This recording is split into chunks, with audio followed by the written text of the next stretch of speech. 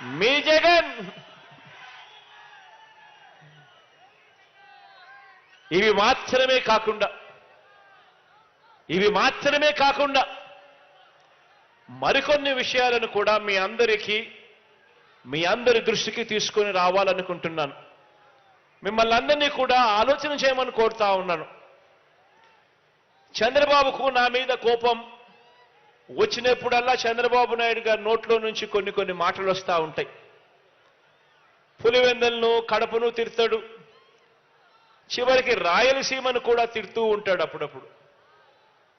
ఈ పెద్ద మనిషి చంద్రబాబు నాయుడు గారి నోట్లో నుంచి ఎప్పుడూ వస్తూ ఉన్న మాటలు.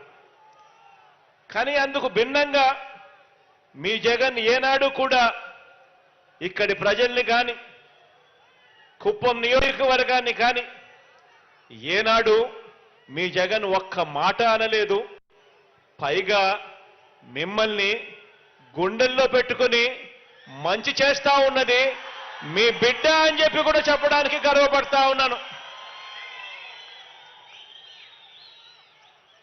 పులివెందుల్లో ఉన్న, కుప్పంలో ఉన్న, అమరావతిలో ఉన్న, ఇచ్చాపురంలో ఉన్న పేదల్ని పేదలుగా చూశామే తప్ప వారి కులం, వారి మతం, ప్రాంతం, చివరికి వారి పార్టీ కూడా చూడకుండా సంక్షేమము, అభివృద్ధి కార్యక్రమాలు అమలు చేస్తా ఉన్నాము అని కూడా సగర్వంగా చెప్పగలుగుతా ఉన్నాను.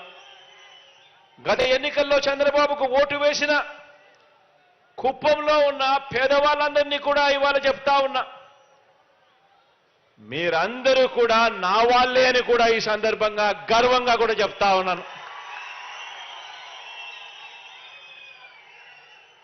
కాబట్టే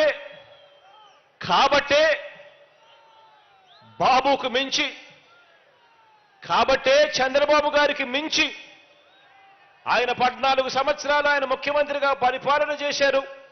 మీరు చూశారు. ఆ చంద్రబాబు నాయుడు గారి పరిపాలనకు మించి ప్రతి విషయంలోనూ కూడా ఇక్కడ